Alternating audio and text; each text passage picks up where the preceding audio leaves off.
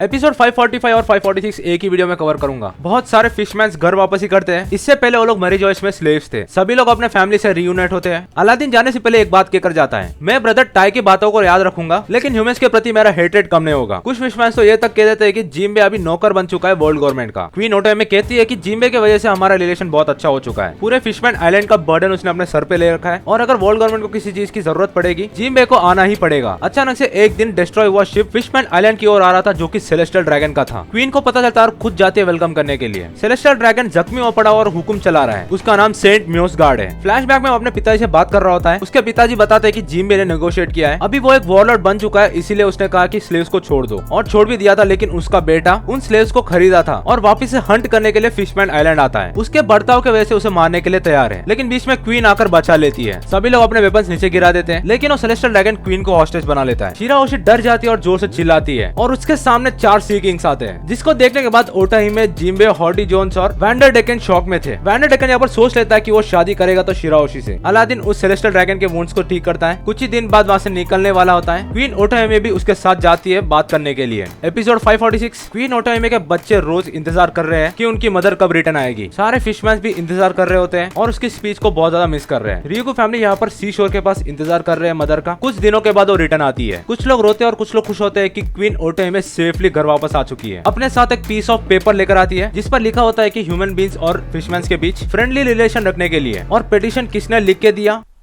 एक क्वीन ने लिख के दिया है।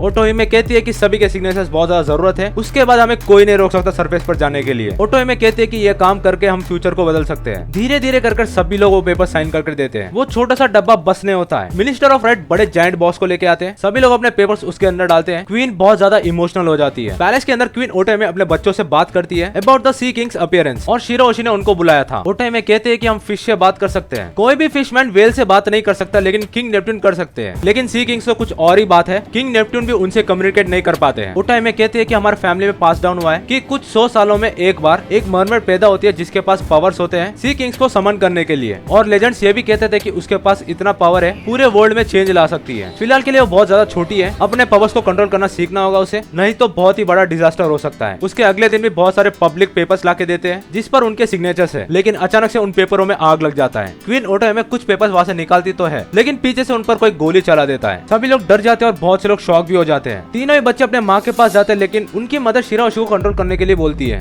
और दोनों यंगर ब्रदर्स जिस तरह से कंट्रोल करते हैं, इसका कोई जवाब नहीं है मेरे पास। शिराओशी शांत हो जाती है और क्वीन ओटाहिमे गुजर जाती है। लाइक, शेयर और सब्सक्राइब करना मत भूलना।